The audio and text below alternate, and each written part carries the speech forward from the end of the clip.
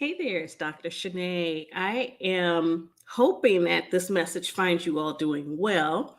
I was getting ready to put a post in the chat of the group, the Bold Christian Collective, and I thought I'd go ahead and share this a little bit more broadly. This was a question asked, and it's coming from one of our group members, and this was in attendance to our not just a niche masterclass that we are working on. And so I wanted to share my response to the question, the specific question that came to me, because I think that this is something that, again, amongst many things, is not spoken about often. And that is managing your time when you're a single parent and a business owner. And so a lot of times we get into a space where we are so consistently being quiet about the struggles that we're having. And I think that this is amongst many that I've experienced as well. As a number of you may know, that I am a single mom. I also am a business owner. I'm an organizational development psychologist, as well as a licensed psychotherapist.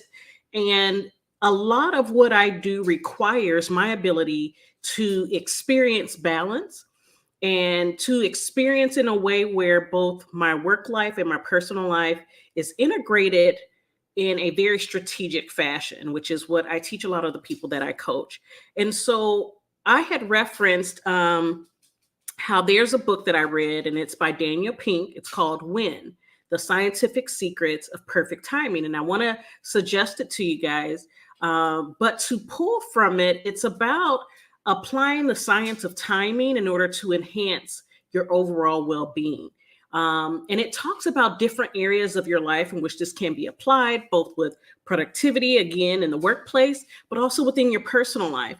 And so, one thing that it suggests is to start out, and this is specifically to the book, and then I'm going to offer a few additional thoughts on top of this, which is why I was like, let me not just do a post, because this is longer than I thought as I got to typing. But one thing that the book suggests is really starting by identifying your chronotype.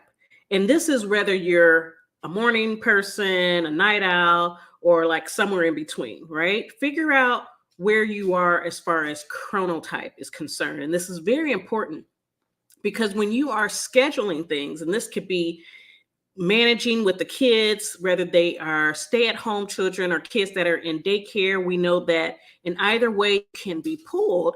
But what you do is then schedule yourself around mentally, for example, mentally demanding tasks during the times of peak cognitive hours. So those are the times in which you have your most clear mental space, you have the most bandwidth. It may be in the morning if you're a morning person. For a night owl, it may be towards the end of the day. If it's somewhere in between, I want you to pay attention to it and log it. Now, you may be saying, does it take all of that? And the answer is yes. The answer is yes, because there is a science to it. You can get all the different productivity planners, you can get all the different calendars, the pretty ones, the ones that look so professional, and it has nothing to do with that if you are still operating from a more condensed bandwidth. And when I say that, I'm coming from that space of, as a single parent, you have a lot to worry about. The things of the home, you have to worry about your business, you have to worry about the marketing. If you have an assistant, you have to make sure that they are in fact up to speed on everything that you have going on, especially in the cases of when you get a random call in the middle of the day, that something has to happen. And if something has to happen as far as like pickup time, that's different from what you plan for the day. It may even be where you have to plan things around having children in the home. How do you manage that, right? So align your schedule in your house. And I want to speak even more so to those that have children at home. Align your energy, align your time. You know, if you know that you have optimal peak times in the morning where your cognition is good, you can think clearly, and it's in the morning, then that will be a time that you not only schedule your most demanding task, but also have activities planned for your children at that time. Activities where they can be safe, activities where you can truly be able to work alongside them without much disruption. You may even, for some, especially if you have very energetic kids, something that I've done is turn music on when it's time for painting. Lay out the land, have everything, and I'm like pointing to my little space I usually give him. Lay out the land of where they're to play, put down newspaper, put down tarp, put down, an extra blanket that you don't mind, getting dirty, and schedule activities that's appropriate for them at the same time that you're scheduling tasks that are most demanding of your mind and your energy during those peak times. Okay. Now, as you are aligning this, I want you to also allocate time for activities that you enjoy that the children can enjoy as well. For instance, if during the time that you are sort of feeling low in energy, it may be time for you to read a book. How about reading a book at the same time that it's book time for your kids? Have them exploring books, especially depending on their age, of course, age appropriate, whether that's the cardboard books or otherwise, but doing it together in alignment with them versus, hey, go into this room or go over here, because then that's going to create that distance, especially for kids that are more like they need more attention. They need more time together with you. So put them alongside you. And that way you can actually optimize the time in which they know that you're there, they feel comfortable, and you're in eyesight. So even when it comes down going to the park, maybe schedule time that you're going to do your reading at a time where they're at a park. And of course, consider activities based on their age group. If you know that they are 4 or 5 years old and they can play at the park, sit on a nearby bench, have your book there, but also that'll allow you to look up from your book as you're turning the page, to make sure that they're there, keeping earshot. Okay. And so schedule those also during the peak mood hours. If you know that your mood takes a shift around 3 o'clock, like mine does, then you want to schedule time that you're going to do something that you love, or a time that you can step out, say on a patio, or you take them for a walk, so that you know that during the times that you're most agitated, when you're most on edge, that you can have a time for your wellness as well as theirs, so that you don't find yourself frequently getting into battles with your kids, raising your voice, and then, of course, responding in a way in which you'd feel guilty. Okay. And let me prioritize your rest and recovery during those low energy periods. If you know that you have something to do, say after lunch, be mindful of what you're eating and take into consideration that you might have lower energy after lunch. I usually tell people, if you have lower energy after lunch, regardless of what you're eating, then you want to make a point to not have your most intense meetings during that time, because you're going to be low energy. So try to sync your daily routine with your natural rhythm, and you can optimize your mental, spiritual, and physical health by doing that. Now, for instance, it's almost time for me to go pick up my son. And I knew that this was a topic that I loved, because truly, regardless, I can talk about this all the time, but I scheduled this during a time that I know that I have finished with my clients. I know that I have a break before I pick up my son. So I got up, I made myself a snack, got myself some water. And it was like, let me go on and do this particular live. It wasn't something that was scheduled. So it's something that was unscheduled, something that I can talk about for days. Okay. So as Christian entrepreneurs, Christian leaders who are also happen to be single parents, maybe you don't have support. Maybe you don't have that tribe. What you can do is consider a few of these things. And this is where I come into just sort of stepwise of building up your ability to get to this place of really being strategic and applying productivity planning and scientific evidence to how you move about your day. So one, let's establish priorities. Begin by identifying your priorities in each area of your life. Don't just focus on the business. Determine what's most important to you as a parent, as a business owner, as a follower of Christ. You have to have the balance. A lot of times you can get balance when things are difficult by being very strategic in your prayers, right? Being very strategic in your prayers by setting clear priorities and allocating time for your energy. And I'm going to say that over again. Allocate your time for your energy. Pay attention to yourself. If you don't already know, make sure that you take time to begin logging when your mood shifts, when you begin to sort of take longer than usual to complete a task. Create a schedule. Develop a detailed schedule that incorporates all the aspects. Don't just, again, incorporate your business meetings and your time for lunch. Go that extra step and schedule your break time. So that for those that are really geared towards strategy and the check boxes and the schedule, make sure then you have scheduled your break time to do absolutely nothing. Your break time to do some stretching, your break time to do all those things like enjoy. On this particular day, I have a break, someone canceled, or I had a meeting that was rescheduled. Don't automatically necessarily put in work or revenue generating task. Maybe that can be a time, especially if it's like a 2-hour block. Go to a movie, middle of the day, when there's not a lot of noise. Do things. And again, as a single parent, you also want to consider, and this is the next one, seek support and delegate.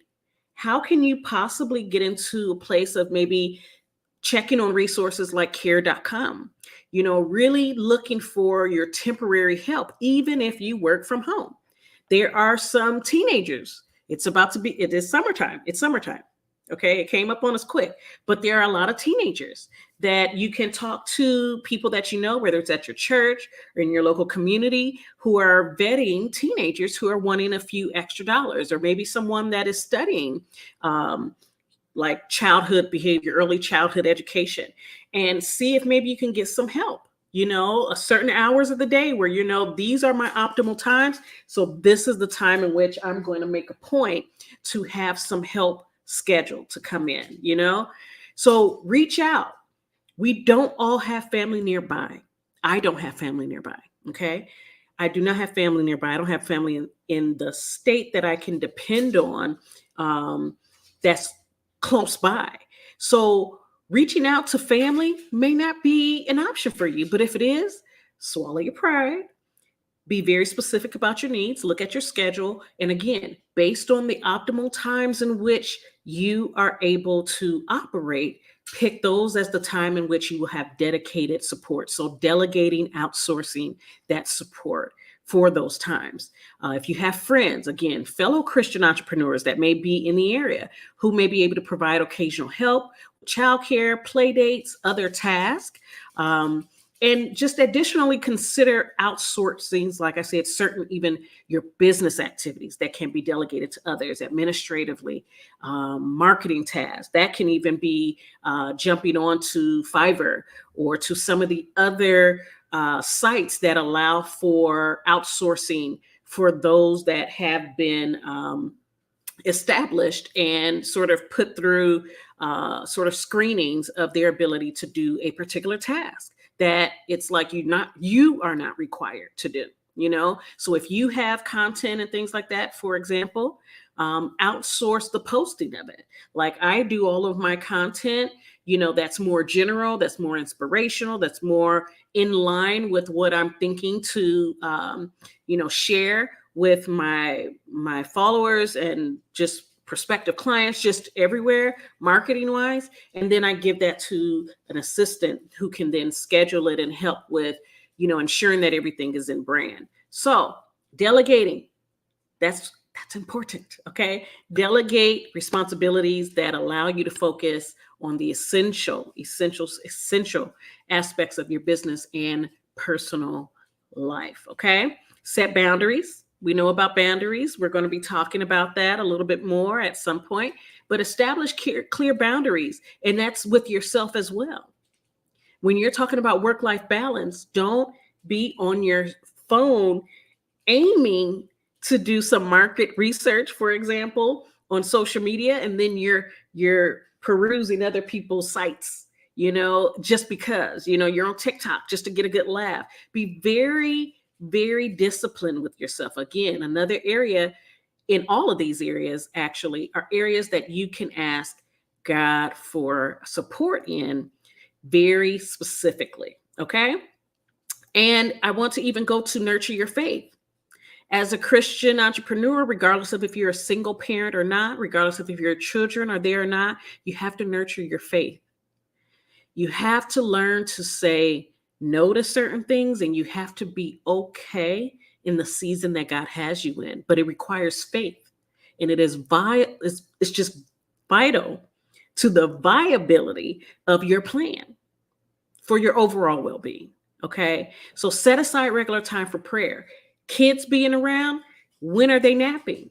Making sure that you're very consistent and not just giving up out of frustration with setting clear structure. Kids end up thriving more in that structure. Your lunchtime, your snack time, the activity time, the reading time, that helps you as well. Bible study, do the Bible study with them. Attending your church, checking in with your church on what they may have for the summer for the kids in the area. Strengthen your relationship with God and with those who can help provide guidance, support, and a source of inspiration to you as you navigate, all the challenges that come up. This has been a learning experience for myself, but I want you to remember that finding balance as a single parent and an entrepreneur requires you also to be flexible, patient, and to have grace. Grace with yourself, grace with your kids. Okay. Lean on your faith. Seek God's guidance and don't hesitate to ask for help when needed. Okay. Don't hesitate to ask for help because there's help out there. We just have to be okay asking for it, even though you're usually, super mom, super dad, having to do all the things. Make sure that you are taking the time to consider, maybe even write down the things that you have done that you can actually outsource to someone else, outsource to another system, and maybe invest that time in setting up that system, for example. But either way, start off with understanding where your baseline is. When are the times that you are most energetic, when you're most mentally clear, when you have the most bandwidth, but also follow this along with all the other steps. So feel free to rewind this to get those steps again written down. Like I said, always have your notebook and you get pen when you see me out here, but just make sure that you explore this. And if you have any areas that are very much like stuck points for you that are more difficult, definitely feel free to reach out to me. I provide one-on-one executive coaching and we work on this together. One-on-one executive wellness coaching. And the biggest program that I am sharing with people that is set to begin August 1st is my 90-day executive wellness accelerator.